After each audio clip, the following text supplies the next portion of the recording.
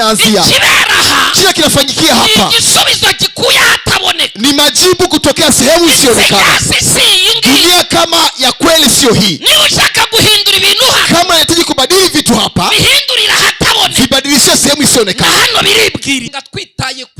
Yani tunaomba tukijali kwa muda wetu. Haya maombi unajali katika wakati ama muda. Unaposhindwa katika mwanzo wa mwaka na unashindwa ndani ya mwezi wa kwanza, unamaliza mwaka mzima ukiwa unashindwa tayari.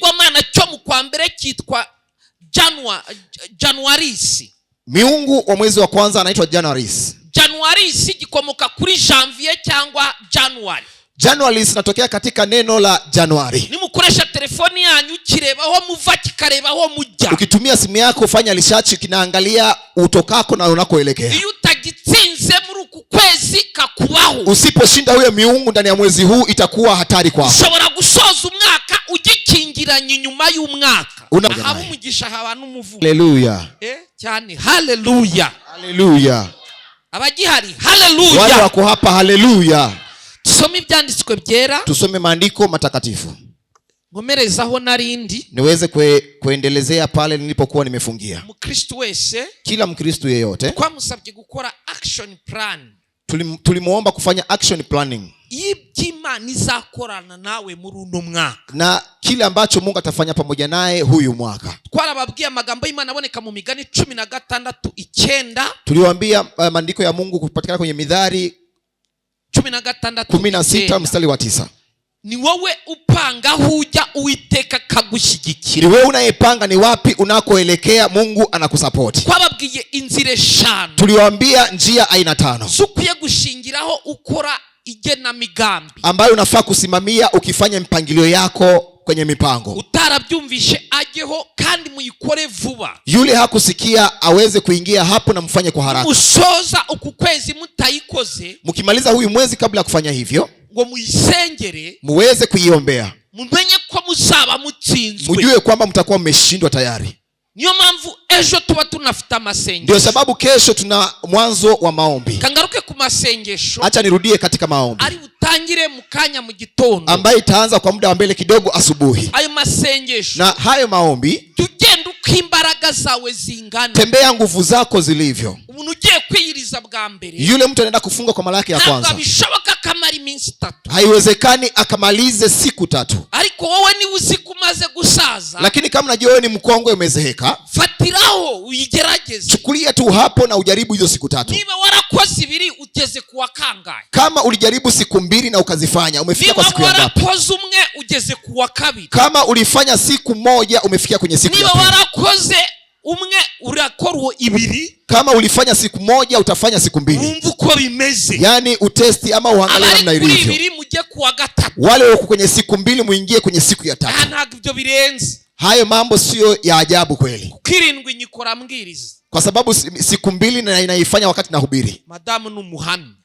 Mama mchungaji ni mshuhuda. Wa karindwi na akizirika mu nda ariko ndi kubwiriza. Katika siku ya 7 naanza kujifunga tumboni mwangu, lakini ikiwa nahubiri tayari. Ndio sayansi ivuga nibyo. Yale sayansi inaongea ni ya kweli. Umugabo ugejeje iyo minsi arapfa ariko utaritoje. Mwanaume akufikisha siku hizo anakufa, lakini hajafanya mazoezi. Ibintu byakwica harundi bitica. Vitu vya kukuua wewe kuna mwenzako ambaye haviwezi vikaua. Bitewe n'imyitozo. Kulingana na practice ama mazoezi. Practice makes perfect. Yani practice inafanya mtu awe perfect. Ni cy'ingenzi kumenya ko gusubiramo hari icyo bibyara. Ni cha muhimu kujua marudio kuna kinachozaliwa. Ariko tuba dufite kita rusange. Lakini kuna kitu tunakiita jumla kwa mara moja. Muri kita rusange tuba twifuza yuko twese twakabaye tufite ibyo turi kwigomwa ngo dusenge. Kile cha jumla tunakiita jumla ni kwamba kila mtu na mambo yake anafaa kuyaacha tuweze kuomba. Yesu aduhana. Yesu atubariki sote pamoja. Tubibutsa ko hari abantu mutaba muri kwiyiriza. Tukiwakumbusha kunao watu ambao hamufungi. Ubwo muje mwiyiriza niba ari petit déjeuner cyangwa igikoma simbizi. Mujifunge kama ni uji asubuhi sijui. Abo bagore mutwite, abo bagore kina mama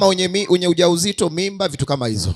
Mwebwe muri bwonse, nyinyi ambao mtanyonyesha watoto, nababwira iki? Nitawaambia kingine kitu gani? Hari n'abarwayi indwara zibatuma mugeza saa 6 mugiye guhera. Hata kuna wengine wana ugonjwa unawafikisha saa 6 ni kama mnaenda kufa kweli.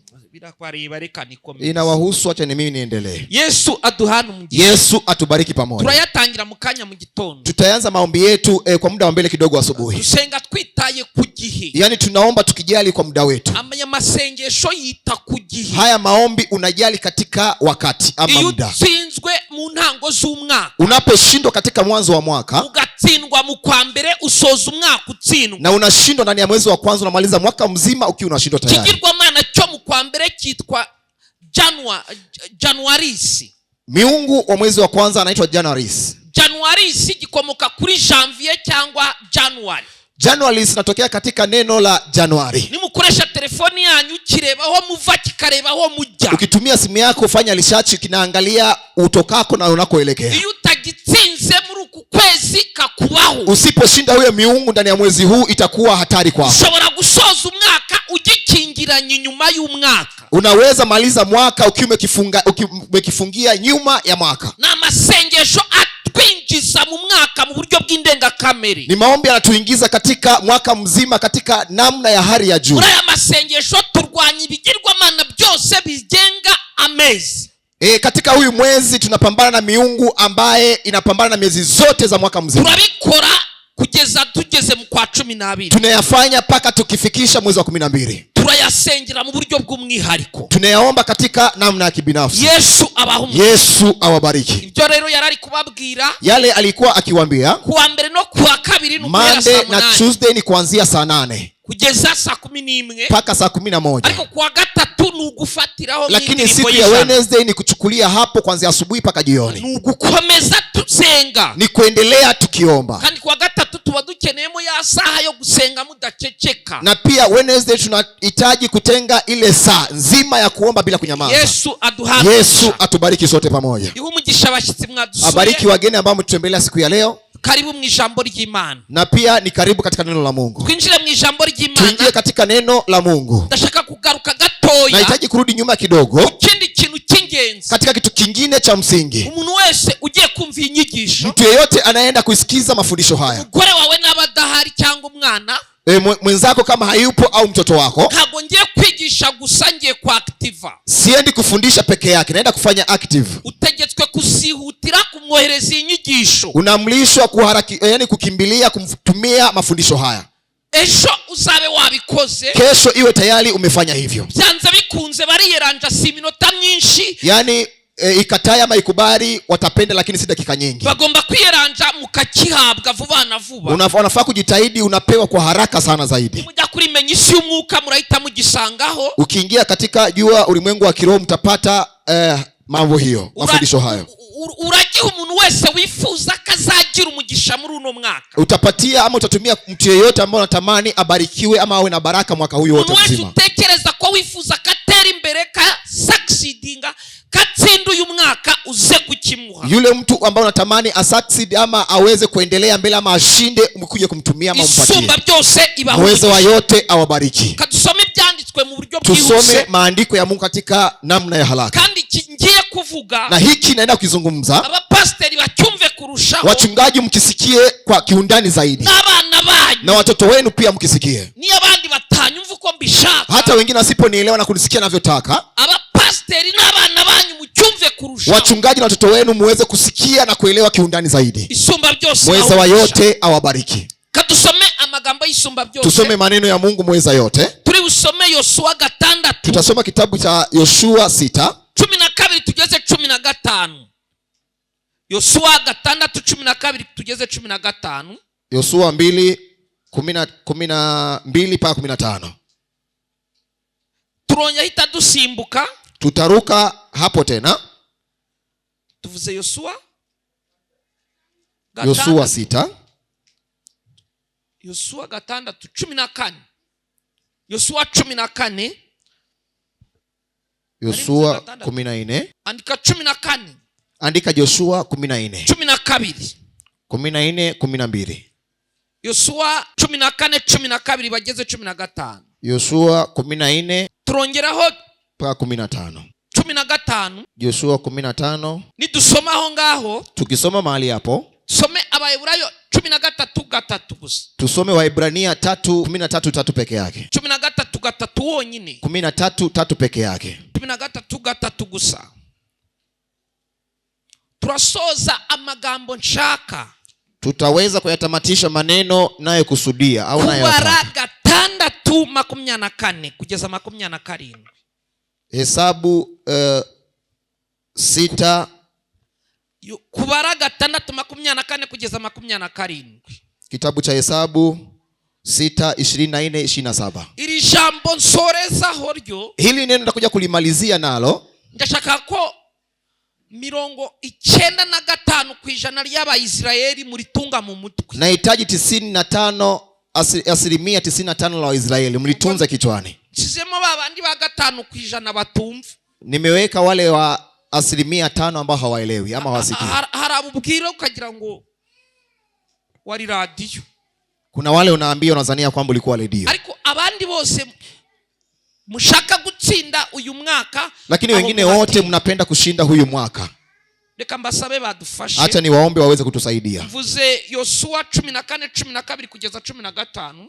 Nimesema Yoshua 12:12 mpaka 15. 12 haravuga ngo none rero nume uriya musozi uhoraho yavuze wa Musa. Basi sasa unipe ule mlima ambao Bwana aliyenena habari zake siku ile. Ico gihe wumvise ko ari Abanaki, kwani wewe siku hiyo ulisikia hiyo ni ya Wanaki, kandi ko bahafise ibisagara binini binini bizitijwe inzitiro z'amabuye, na walivyokuwa na miji mikubwa ambaye ina ukuta wa mawe. Kumbure uhoraho azoba kumwe nanje, kwamba Bwana atakuwa pamoja nami, ndabaneshe nkuko yambariye, nami niweze kuwashinda kama alivyoniambia. Maze Yoshua hezagira Kalebu. Yoshua akambariki Kalebu mwene Yefune, mwana wa Yefune, amuha Heburoni kwishamvu, akampatia Heburoni kipande. Nuko Heburoni hachika ishamvu ya Kalebu mwene Yefune. Basi huko Heburoni kukabadilika kuwa na kipande cha mwana Yefune, umukenizi na bugingo nubu, na ni mkenizi paka siku ya leo, kuko yakurikiye uhoraho Imana y'Abisirayeli muri vyose. Yego, kwa kuwa alifuata Mungu wa Israeli nyakati zake zote. Mstari wa 15. Mstari wa 15. Kandi Heburoni kera hitwa igisagara cha Araba. Na basi jina la Heburoni hapo zamani kuliitwa jina la Araba. Araba uwo yasumba abandi Banaki bose. Huyo Araba alikuwa ni mkuu kuliko Wanaki wote. Nuko igihugu gihabwa impore. Amen. Na pia nchi ikapewa utulivu. Amen. 15:13 titiri handitse gute? 15:13. Mutwe w'amajambo uvuga ngo Kalebu ashikira ishamvu yahawe. Ego, ahindura cyangwa arwanira cyangwa yinjira mu cyo yari yarahawe. Yani akiingia katika alichokuwa amepatiwa. Nimukomeza kusoma nayo makuru muhasanga. Mkiendelea kusoma ni hizo habari mtapata mahali hapo. Kuri 14, katika 14 yahawe, ameweza kupewa. Ahabwa na Yoshua, na akaweza kupewa na Yoshua.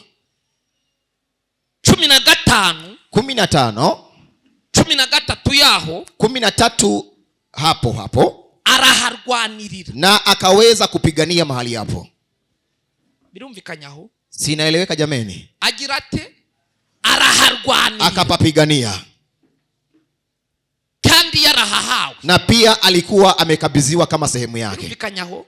Inaeleweka jameni? Araharwanirira na akapapigania, ariko yarahahawe, lakini alikuwa amekabidhiwa kama kwake. Harufiki Kinyarwanda tubwire uko titire yanditse. Yule mwenye Biblia ya Kirwanda tuambie kichwa Taito iraho cha andiko kinavyosema. 15:13. Kalebu ahindura imisozi yahawe. Kalebu akibadili milima aliyokabidhiwa.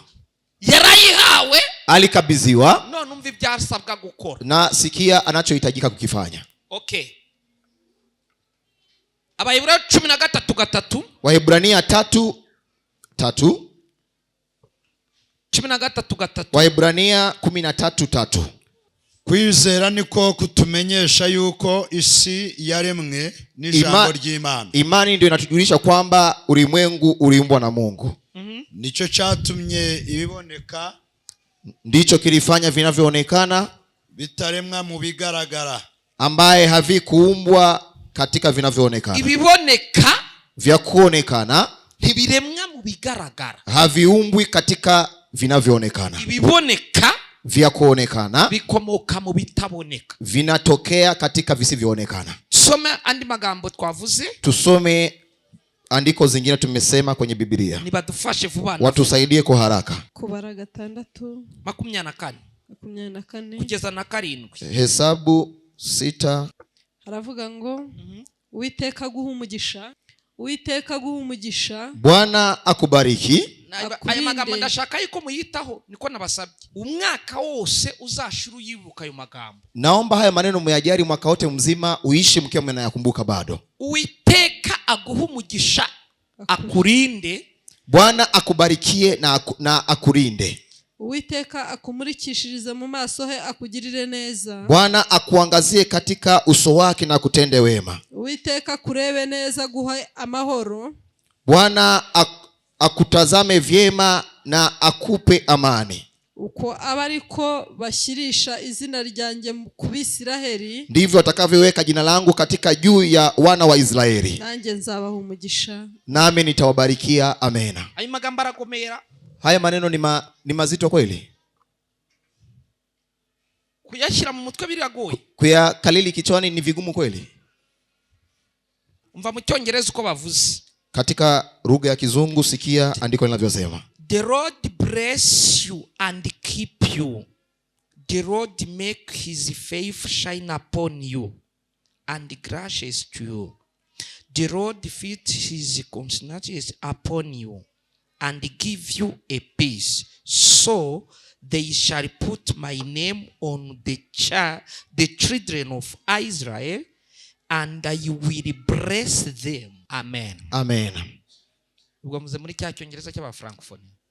Nimezungumza kwenye Kiingereza cha Francophone. Nindaga hatagira ubwitwaza katumvise. Nimesema hivyo ili asiwepo mtu wa kusema kwamba hakusikia. Muzamure biganza hejuru. Pandisheni mikono yenu juu. Vuga ngo Mwami Yesu. Sema Mfalme Yesu, ungiriye neza, umenitenda wema kuboneka mwiri teraniro, nikapatikana kwenye ibada ya leo. Wiheshe icyubahiro na ujitukuze kwa wiheshe kuzo, na pia utukuke mu izina rya Yesu, katika jina lako Yesu. Tuseme sote amena. Haleluya. Haleluya. Cyane haleluya. Kwa sauti haleluya. Tuzamurijwe haleluya. Tupandishe sauti haleluya. Tuzasoza umwaka muri abanyembaraga. Tutamaliza huyu mwaka mkiwa watu wenye nguvu. Tuzamurijwe haleluya. Haleluya. Nibaho umugisha mwizina. Mungu awabariki kwa jina la Yesu. Munyumveho gatoya. Munisikie kidogo.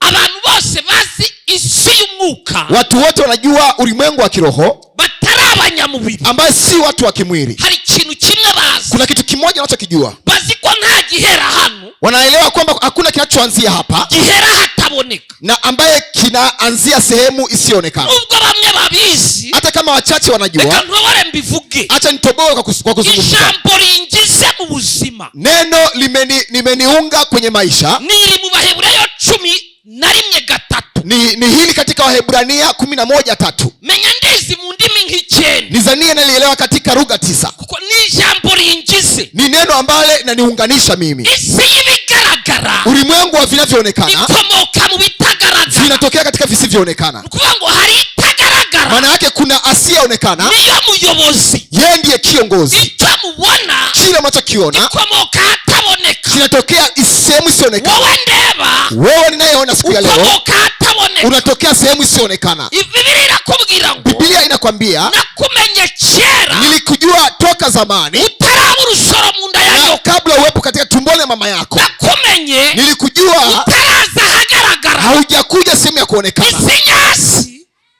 Isi dunia kama dunia, hagari isi y'ibiboneka, sio dunia vinavyoonekana. isi y'ibiboneka, dunia vinavyoonekana ni pirate, ni fake isi y'ibitaboneka, ya dunia visivyoonekana. Dunia kama dunia ni dunia isiyoonekana. Numara kumenya iki kintu, ukimaliza kuelewa kitu hiki, nakubesha uzakomera, bila kukudanganya utakuwa mtu mkubwa sana. cyonyine cyahinduye ubuzima bwawe. Nizania ndicho kitu kimebadili maisha yangu. Icyo mubona kile cha kuonekana sehemu ya kuonekana kinatokea sehemu isiyoonekana. Vile vya kuonekana vinatoka isiyoonekana. Sehemu ya baraka kuna laana pia. Ikiwa itafanyika hivyo katika muda huu, nikielewa kwamba kuna kitu kingine kinaenda kufanyika, ningependa uwe macho. Pambana na vitu vya kukwambia kwamba wewe una joto.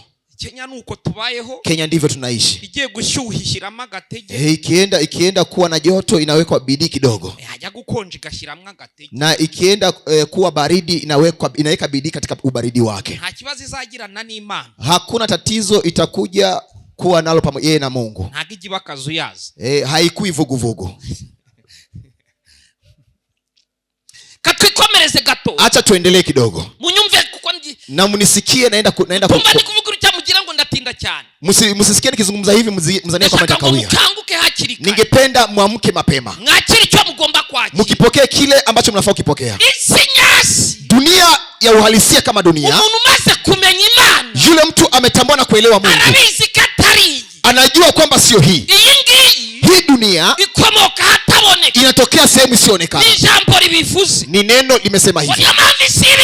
Ndio sababu dunia vinavyoonekana inatokea visivyoonekana.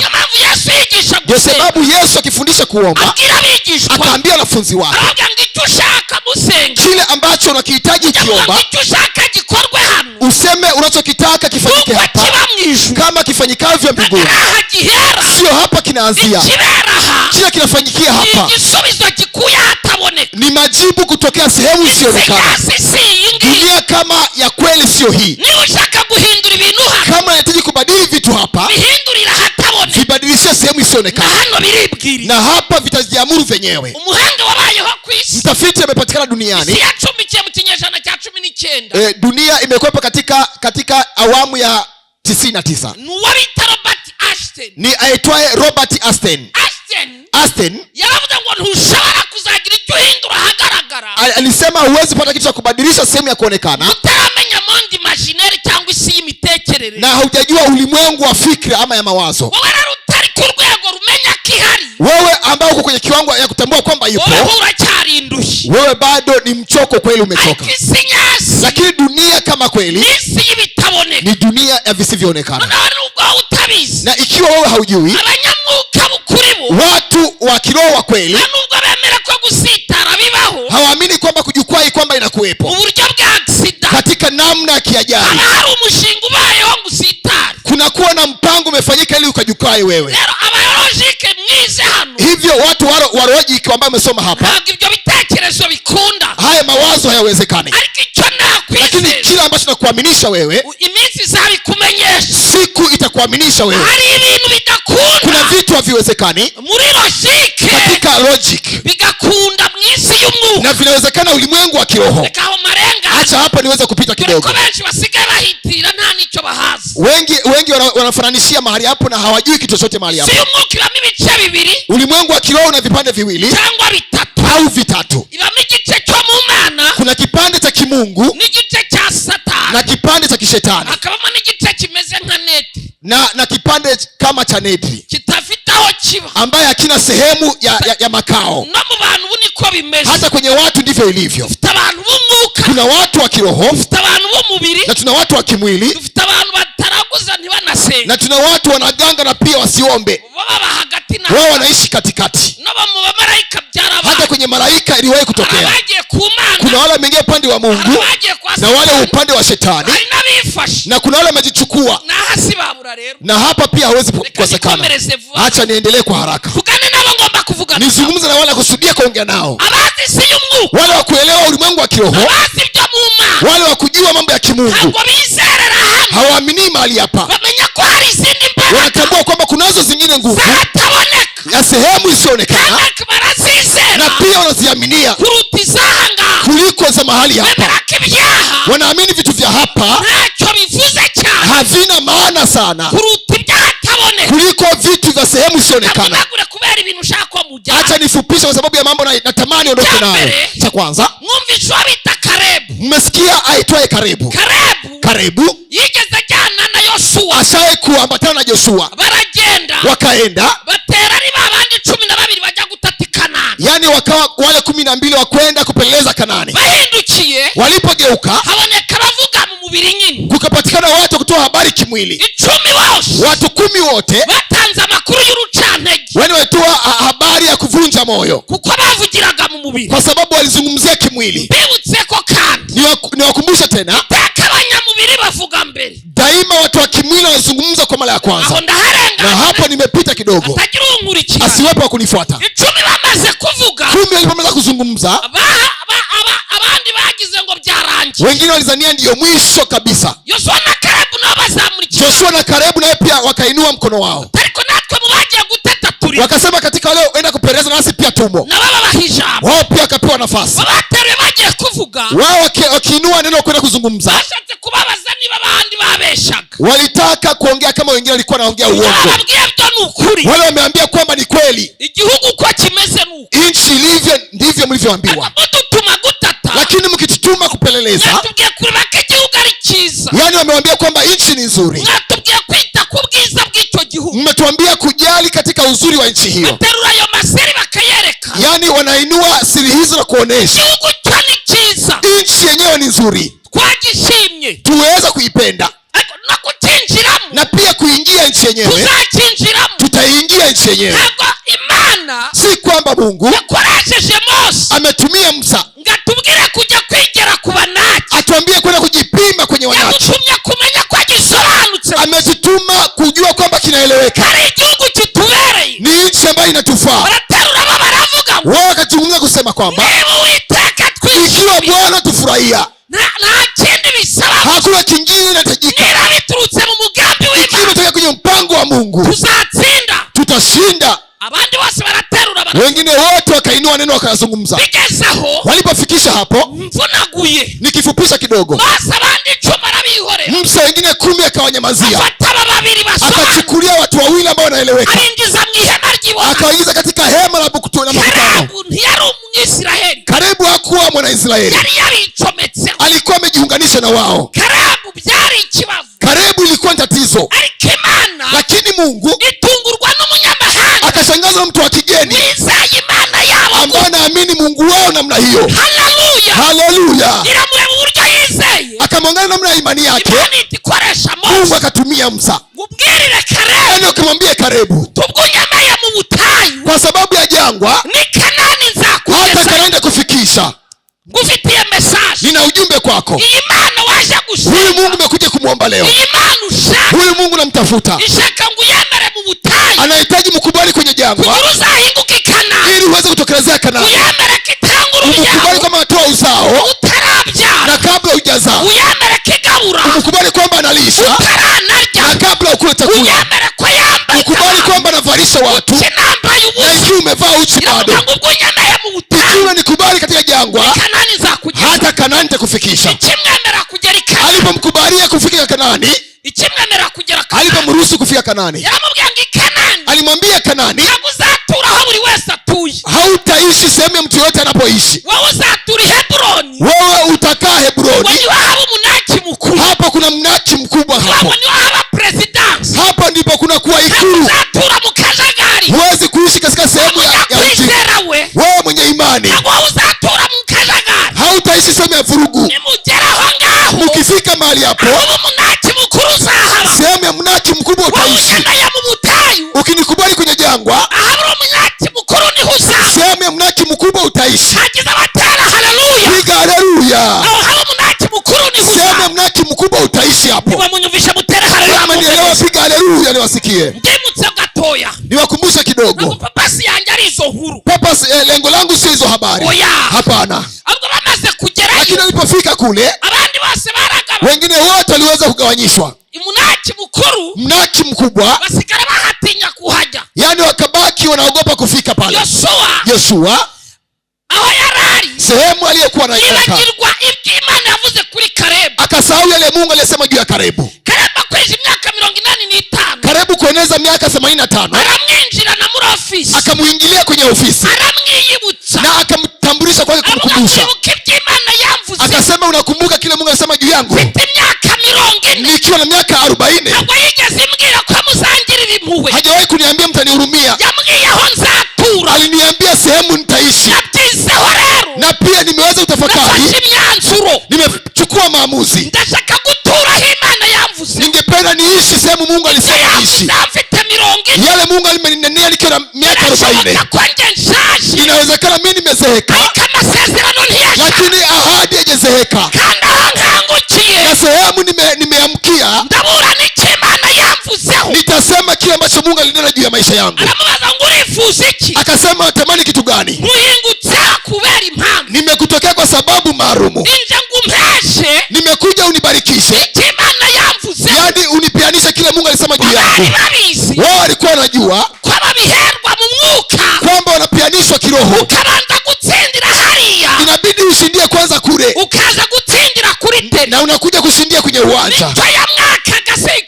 Kile ambacho alikuwa anamuomba sio kingine. Anasema wewe tamka, wewe uweza kukiri na utamke kwamba Mungu atatembea na mimi. Usiniangalie kwenye umri wa miaka, usione kwamba nimezeeka.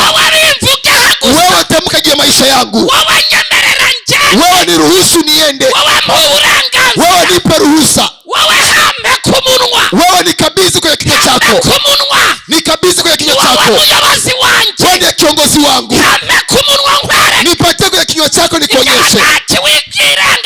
Mambo ya wanawake usijisaulishe. Yale niliyasema bado mimi mbichi. Miaka yangu ilikwenda. Lakini nachokisema juu ya maisha yangu hakijaenda kokote.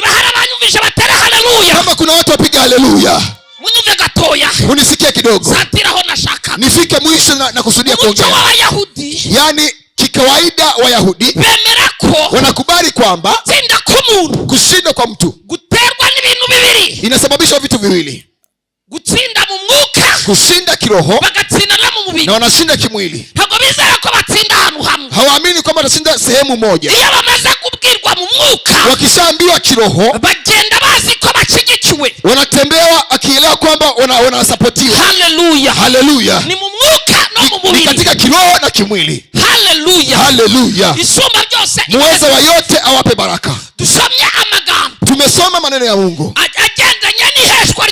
ya kuendana na upianishaji wa baraka. Ndio neno nilikuwa nalitaka kuambia nyinyi mlioko hapa, na yeyote atabarikiwa kufuatilia neno hili, namna atakayeshinda mbali na yale mlioandika, tunawapianisha katika kinywa chetu, na pia mtayapigania. Huyu mwaka utayaingia, tutayapianisha kinywani, na pia mtayaingia katika tabia za Wanaisraeli. Kuna vitu wanaviamini, wanajua asili ya baraka kwao. Wanajua unapowafanya agano na mtu kama ahadi, hizo ahadi zinafanya kuwa na mamlaka juu ya maisha yako. Ndio sababu mume na mke wanaaminiana kwamba wamepianishwa baraka. Hivyo ndivyo wanavyoamini. Ikiwa hujafanya ikiwa haujaachana, wanaamini kwamba hakuna sehemu ya kufika bila kubarikishwa. Wanaamini kwamba hizo agano unafaa kujitenganisha nazo. Ikiwa hujazibomoa, lazima itakuhusu wewe kidogo. Hizo ni tabia zao. Cha pili, wanaamini kuwa mzazi anabarikisha mtoto. Ni vitu ambavyo wanajua, na hawaamini kwamba mtoto wako hana jambo la kufanya bila kupianishwa kwa wazazi. Wanaamini baraka itokayo kwa wazazi. Wanaheshimu, unawaheshimu na unadumu. Yaani unawadharau, unajiandikisha kwenye listi ya watu wanaokufa. Heshimu baba na mama yako, udumu ama wadharau ufe kwa haraka. Hivyo ni vitu wanaamini tena zaidi, kikubwa zaidi. Cha tatu, wanaamini kwamba nchi yako unapoipangia njama umepangia njama damu yako. Wao wanaamini hivyo, wanapenda nchi yao kuliko maisha yao.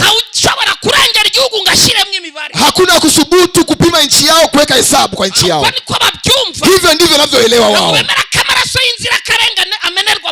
Hawaamini kwamba damu ya mtu ambaye hana hatia inamwagiwa kwenye nchi yao. Wanasema kwamba inaleta laana kwao, ambaye itakuletea madhara hata kama hataki. Cha mwisho,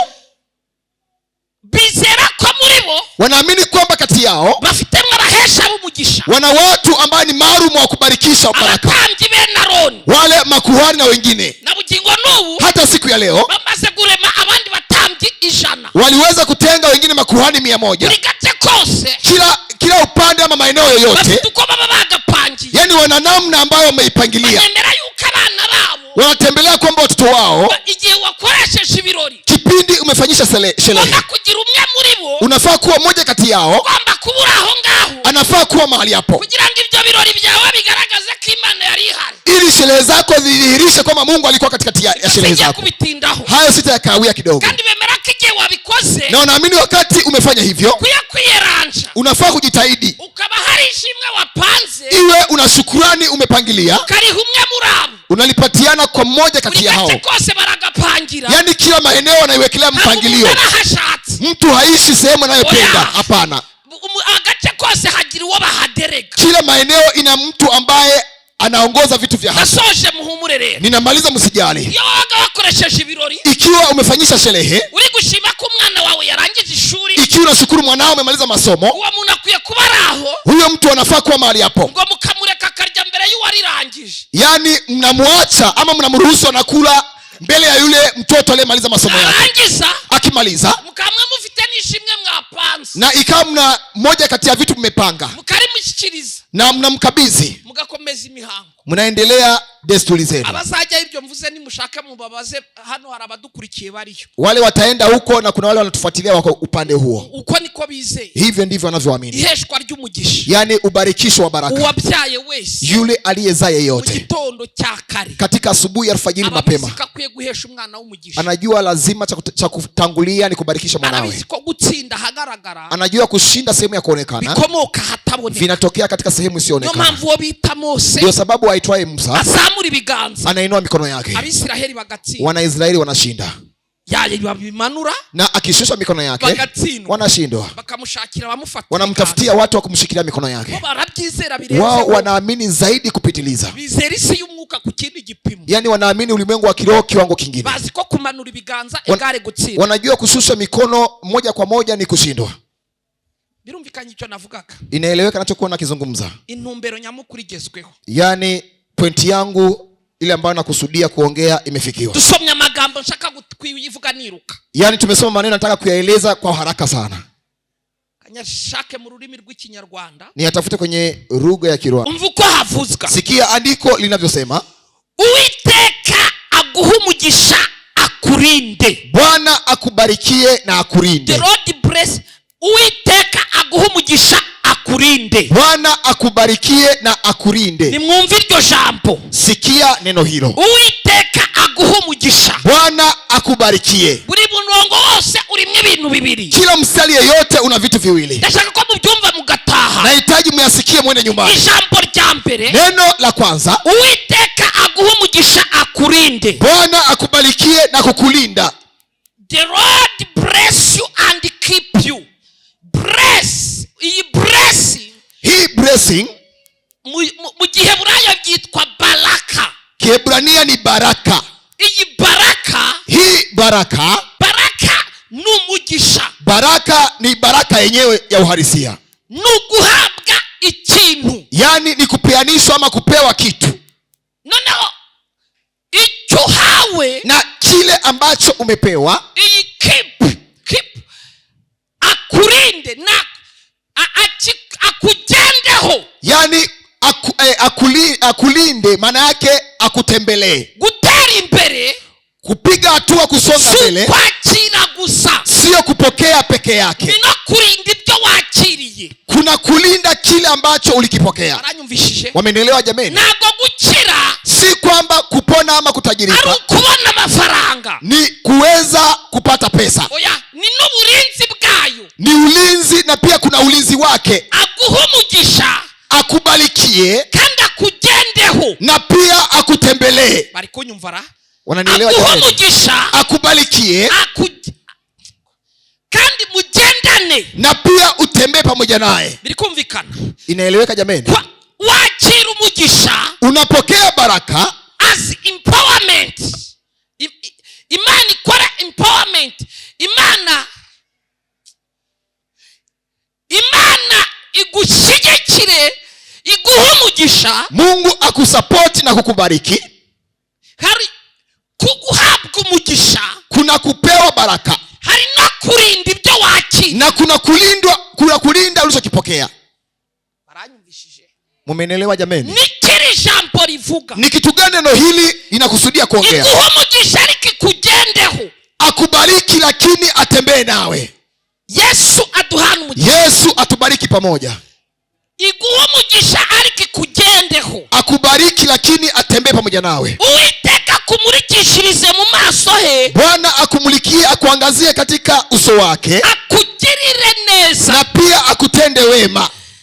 25. The 25. Lord make his face shine upon you and gracious to you.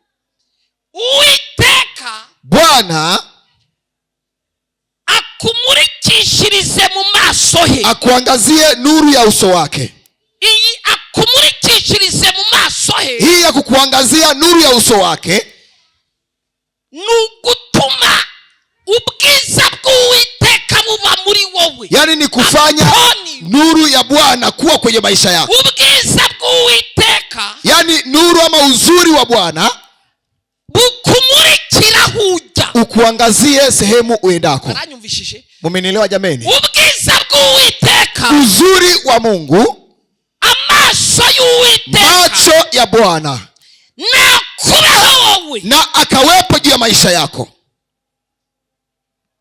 Ubuntu Mtu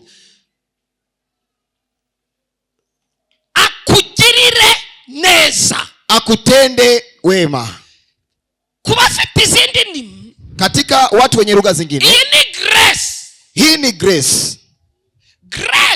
Grace ni ikintu wowe uhabwa, ni kitu wewe unapewa kwa bure, ku buntu, yani kibure bure. cyo si cy'ubusa, Hicho si cha bure, ariko wowe ucyakirira urukundo rw'Imana gusa. lakini umekipokelea kwa mapenzi ya Mungu peke yake. Biri kumvikana?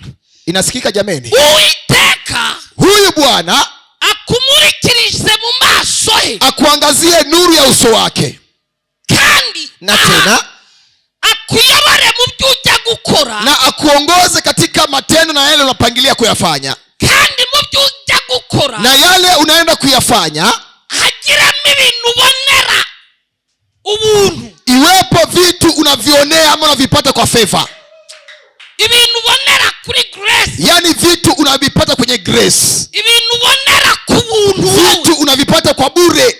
ntabwo iterambere ryawe, yani maendeleo yako, iyo uri umunyamugisha, ikiwa wewe ni mwanakubarikiwa, umugisha baraka uratuma umuntu aza, yani inafanya mtu kufanana. muri uyu mugisha wo rero, Katika hii baraka hari ibintu umuntu ashobora gukora kuri wowe, kuna vitu mtu anaweza fanya katika wewe bitari ikiguzi, ambayo sio gharama.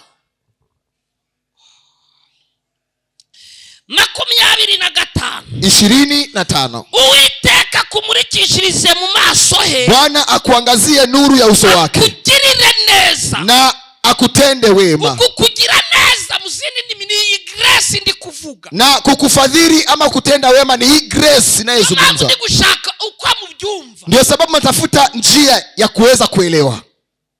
26. Katika 26, Uwiteka akurebe neza, Bwana akuone vizuri. Uwiteka akurebe neza, Bwana akakuone vizuri. akwabingiriye basi uwo muntu muri kumwe, Ambia jirani yako, Uwiteka akurebe neza, Bwana akakuone vizuri, aguhe amahoro.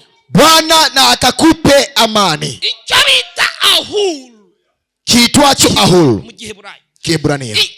Ahul Ahuru icyo bita shalom. kiitwacho shalom. aguha amahoro mu byo ukora. Akupe amani tele katika jambo unalolifanya.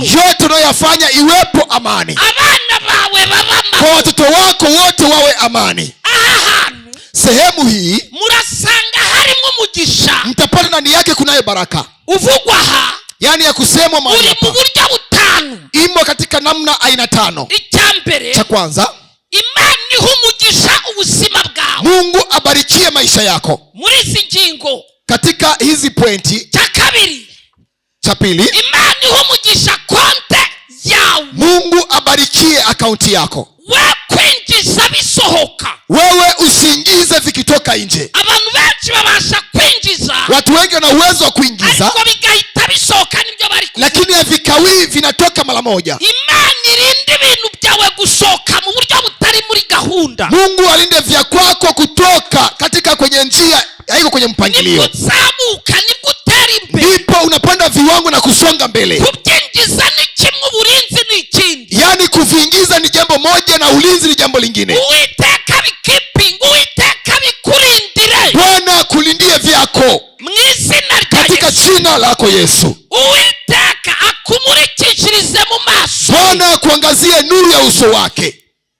ahatabona Uwiteka kwereka uko habona. Sehemu isiyoonekana akuonyeshe Bwana sehemu ya Ibiri mu kuona. mwijima Uwiteka gukangura ubirebe. Vilivyokuwa gizani Bwana akuamsha ukavione. aho abandi batareba, wowe umucyo w'Uwiteka ukumurikire. Sehemu ya wenzako hawaoni nuru ya Bwana, wewe ikuangazie. nicyo bakubwira ngo akugirira neza. Ndicho wanachokuambia kwamba akutende wema, akugirire neza wowe. akutendee mema. grace y'ikintu utakoreye. Yaani grace ya kitu ambacho hukutumikia wewe. nshobora gukora na feri n'uyu Naweza fanya jambo na huyu, akajya mpemba, yaani awe akinilipa nkabona umugisha gukorana. na nipate baraka kufanyana kazi pamoja naye.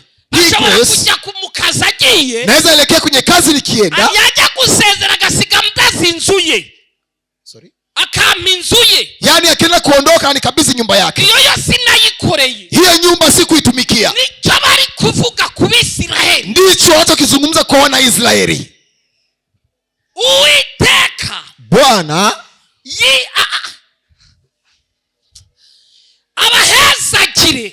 awabariki kwa kweli. hano aha bari kuvuga ni akazi. Hapa wanapozungumza ni kazi. akazi kawe Kazi yako Uwiteka agahezagire, Bwana Mungu aibariki, kandi ubonemo n'ibintu utavunikiye. na pia ndani yake upate vitu ambavyo hakutokea, bigaragaza ko umugisha w'Uwiteka ukubaho. vya kuonesha kudhihirisha baraka ya Bwana juu yako. iminota irananiye, Dakika zangu zimenishinda kweli. ndashaka gusoza babwira. Nahitaji nimalize kuambia uko 27 katika 27 ukabarika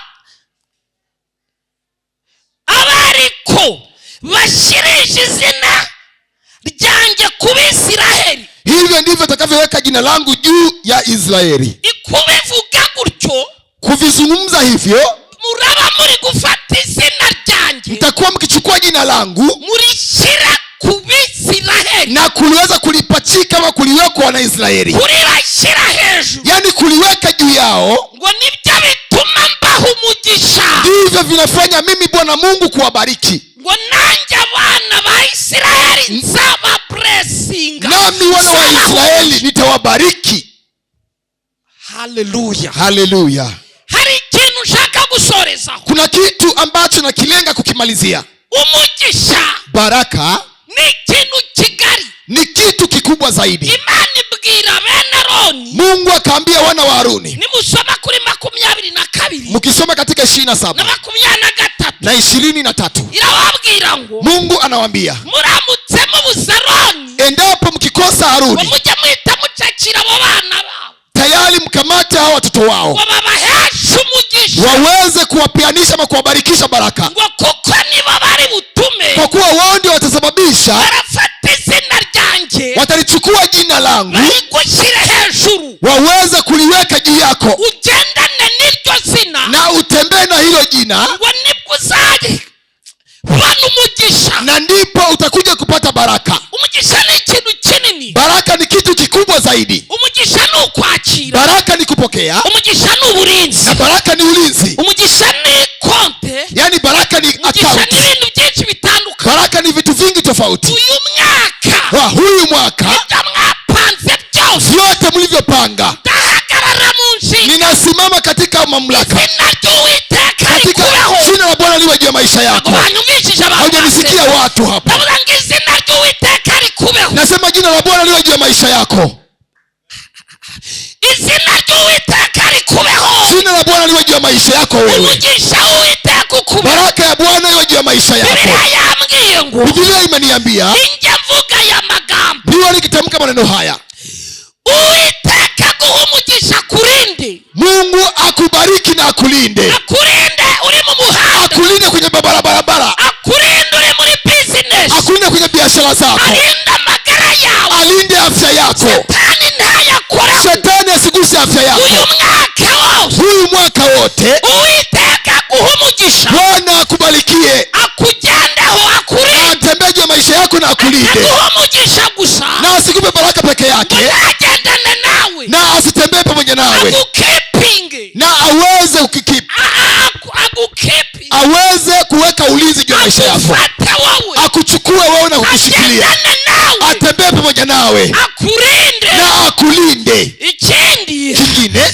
akumurikishirize mu maso he, akuangazie nuru ya uso wake, akugirire neza, na akutende wema, ndavuga ngo akugirire na neza. akutendee wema. Ikindi, Kingine, Uwiteka akurebe neza, Bwana akakuone vyema, akurebe neza, Bwana akuone vyema, aguhe amahoro, na akupe amani, ube mu mahoro. na ukaishi kwenye amani. Kandi ibyo mvuze Na hana yazungumza, ufata izina rye, ninachukua jina lake nashyira hejuru na yawe, kuliinua juu ya maisha yako. ndavuga ngo rije hejuru yawe. Ninasema ninakuja juu ya maisha yako. Bibiliya ibivuze, Biblia inasema izina ry'Uhoraho jina la Bwana rije hejuru yawe. linakuja juu ya maisha yako. Muri ya mishinga mwari mufite, Kwenye mpango mliokuwa nayo, mwakire feva y'ijuru, mukapokee feva ya Mungu izina rya katika jina la Yesu. mwakire feva y'ijuru. Mukapokee feva ya mbingu. Ibi bibaho ku mpamvu Hivi vinaishi kwa sababu nk'eshatu, kama tatu, ariko reka mvugemo nk'imwe. lakini nieleze kama moja. Iya mbere, Ya kwanza,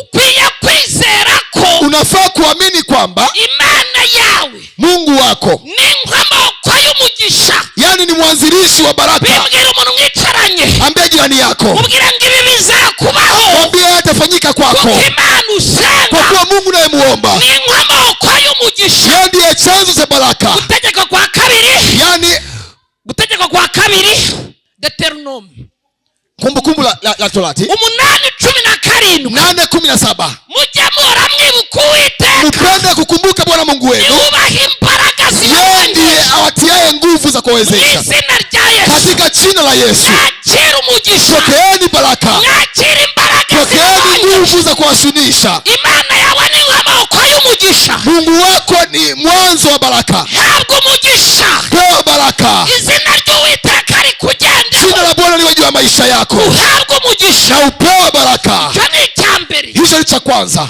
Uwicaye aha, Aliyekaa hapa, impamvu natinze, sababu nimekawia, ndenda ngo uvanemo gushidikanya. nahitaji utoe mashaka. Imana yawe Mungu wako itanga umugisha wishidikanya. anatoa baraka usio na Iyo mashaka. ushidikanyije, Wakati una mashaka, ntabwo ubona ibyo bavuze. haukioni kile alichokisema. Yakobo 1:8, Yakobo 1:8, ab'imitima ibiri wale wa mioyo mbili ntibabona icyo Imana ibafatiye. hawapati kile cha Mungu amewachukulia. Umwuka utuma ushidikanya Roho ya kufanya uwe na mashaka ndawirukanye. ninaukemea. Mu mwuka Katika kiroho uratsinda nonaha. utashinda kwa leo. Ibyo ugiyemo rero Lale unayoingia bizamera nka Yosuwa. itakuwa kama Yoshua. Niba Yosuwa Ikiwa Yoshua yahesha umugisha Kalebu anabarikisha Karebu, w'umusaza wa 85, yule mzee wa 85, akinjira na pia anaingia tewe n'umugisha, kulingana na baraka. twatuye umugisha kuri wowe, Tunapokea baraka kwako, uzagera kure, utafika mbali, uzakomera, utakomaa uzatera imbere. na utasonga mbele. Wagize ukavuga ngo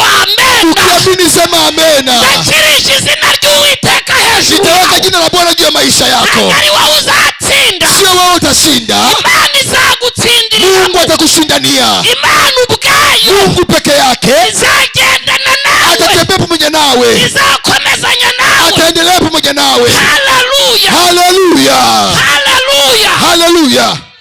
Cyo ni cya kabiri musabwa kuzirikana. Ni cha pili mnafaa kuzingatia. Kwirukana umwuka wo gushidikanya. Tunakemea roho ya mashaka. Icya nyuma, Cha mwisho, aka kazi gakwiye guhoraho. hii kazi inafaa kuishi, Ntabwo ari ikintu yaani sio kitu ukwiye gufata nk'igisanzwe. unafaa kuchukulia kawaida. Ni imbuto turi gutera. Yaani ni mbegu tunapanda. Imbuto y'uyiteye Mbegu ukiipanda situmenye igihe iri bumerere, hatujui wakati wake wa kuota, ariko kuva uyu munsi lakini toka siku ya leo, wowe uri kunyumva wicaye wewe unayenisikia kukaa hapa, uteye iyi mbuto y'umugisha. tunapalilia hii mbegu ya baraka. Uwiteka aragendana nawe, Bwana anatembea nawe, uwiteka arahagararana nawe. Bwana atasimama pamoja nawe. Active umugisha muri wowe, Na naamuru baraka juu ya maisha yako. navuga umugisha muri wowe, Natamka baraka juu ya maisha yako. navuga umugisha w'urubyaro, Natamka baraka ya uzao. navuga umugisha wo gutunga, Natamka baraka kwa navuga tajiri. umugisha wo kumvirwa Natamka nawe, baraka ya kusikiza watoto wako. navuga umugisha w'amagara Natamka mazima, baraka utokako uendako. navuga umugisha hejuru yawe. Natamka baraka juu ya maisha yako. Nawuvuga uyu munsi, Na utamka siku ya leo. ejo nzabyuka nkuvuga. Na pia kesho utamkia Iyo kusema. mu gitondo mbyutse Kila asubuhi nikiamka,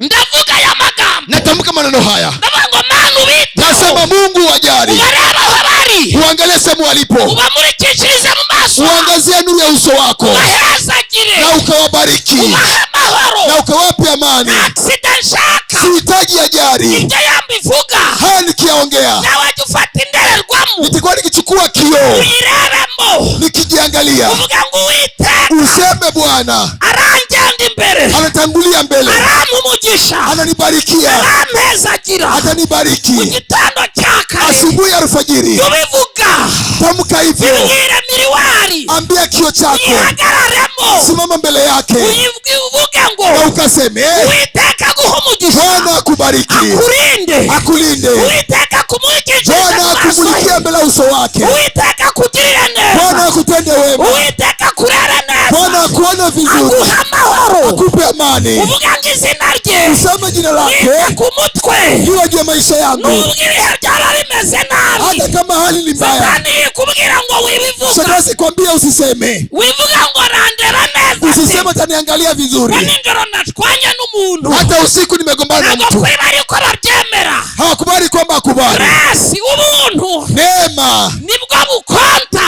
ndio nibwo unafagia, bufite agaciro. ndio una thamani Izina rya Yesu, katika jina la Yesu. ukibyuka mu cyakare, Ukiamka alfajiri, tuzirikana ko mbivuga mu cyakare, zingatia utamke nawe alfajiri, ubivuge, nawe pia useme. uvuga ngo Uwiteka Useme Bwana, wirebe mu ndorerwamo, ujiangalie kwenye kioo, aguhe umugisha, akubariki, akurinde, akulinde. Uwiteka Bwana akumurikishirize mu maso ye, akuangazie nuru ya uso wake, akugirire neza. akutende wema. Uwiteka Bwana akurebe neza, akuangalie vyema aguhe amahoro, na akupe amani. nuko izina rye Kama jina lake rinjeho, linakuja juu ya maisha yangu, kugenda ukitaka uende, ntabwo uzuzuza amezi 6 hautaeneza miezi ibi 6. bintu utabibona, Vitu hivi kama uvioni, byemera, ninakubali. ushobora kubikora ukwezi kumwe Unazofanya mwezi mmoja, ukabona bitarahinduka, unaona kwamba hakuna mabadiliko. ntabwo uzuzuza amezi 6 Hauwezi kamilisha miezi 6 ukabona byarahindutse, kabla ya kupata mabadiliko. umwaka urajya kurangira, Mwaka utaisha, iryo jambo ryambaye umubiri, neno hilo limevaa iyo mwili, mishinga mwanditse yose hiyo mpango mmeandika yote izasohora, itatimia, izasohora, itatimia, izashika. itafika. Bibwira umuntu mwicaranye ngo naguhe umugisha akurinde, Ambia jirani yako akupe aguhe baraka, akulinde, akumurikishirize mu maso ye, akumulikie mbele ya uso mu wake, izina rya Yesu. katika jina la Yesu. Bifuzeho kandi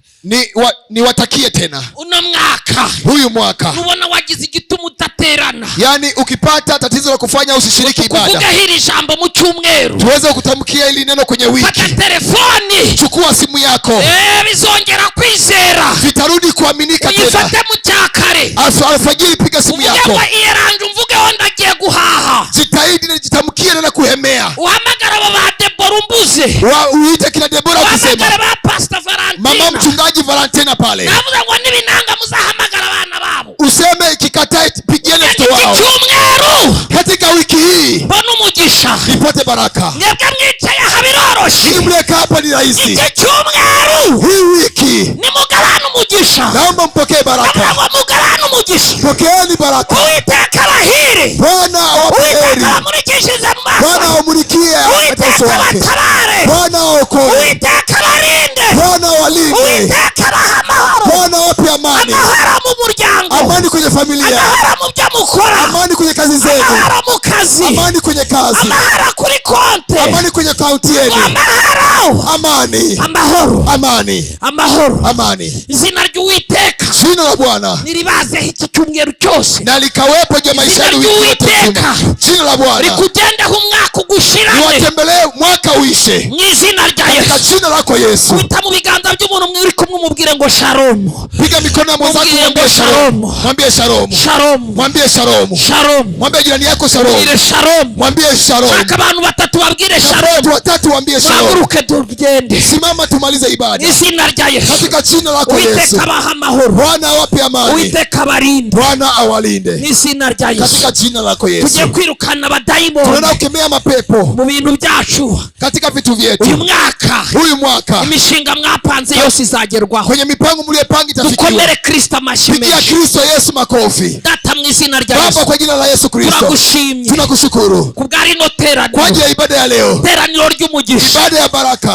Abatubanjirije Waliotangulia wote bahabwaga umugisha, walikuwa wakibarikiwa baraka, bakarwana bagatsinda. wanapigana na wanashinda. Abana bawe Watoto wako natuye umugisha, watamkia baraka, natuye umugisha, watamkia baraka, natuye umugisha, watamkia baraka, natuye umugisha watamkia baraka hejuru yabo. juu ya maisha yao, Bazarwane batsinde. wapigane washinde. Abanyeshuri bose Wanafunzi bagiye wote gutangira wanaenda ibizami, kuanza mitihani, ababirimo wale wenye mashule Bazashinde. na pia washinde. abanyeshuri Shule bagiye wote, gutangira igihe wanafunzi wote kuanza bari kwiga, kwanza wakiwa wanajifunza, uzabahe gutsinda wape ushindi mu izina rya katika Yesu. jina lako Yesu. Abazakora ibizami Wale watafanya mitihani bazatsinda, wote wapate ushindi, abagiye kwiga bisanzwe wale wa kujifunza kawaida bazakomere. wapate kukomaa. Abana bawe Watoto wako ni imitwe ntago ari imirizo. ni vichwa sio mikia. Wabwiye Maraki Uliambia Baraki uravuga ngo mujya mubahekora umugisha, ukasema ile tulifanya libarikiwe, ahabwe umugisha. wapewe baraka, Bari gutanga icyacumi wakitoa fungu la 10, ngo batanga amashimwe, wakitoa shukrani zao, bagushimba, wakikushukuru, imigisha izabazaho. baraka itakuja juu ya maisha Uwo yao. mugisha uvuga Hiyo baraka usema uwa nonaha ni ya sasa, ntago ari uwahahise. sio baraka ya siku za Uwo nyuma. mugisha ubagendeho, Hiyo baraka uwo iwatembelee, mugisha ubatwikire, hiyo baraka uwo iwafunike, mugisha ubameho, hiyo baraka uwo ikadumu mugisha kwao, ubameho, hiyo baraka idumu uwo kwao, mugisha ubameho, baraka idumu uwo kwao, mugisha ubafateho, baraka ishike uwo kwao, mugisha ubamurikire, baraka uwo ikawaangazie, mugisha utume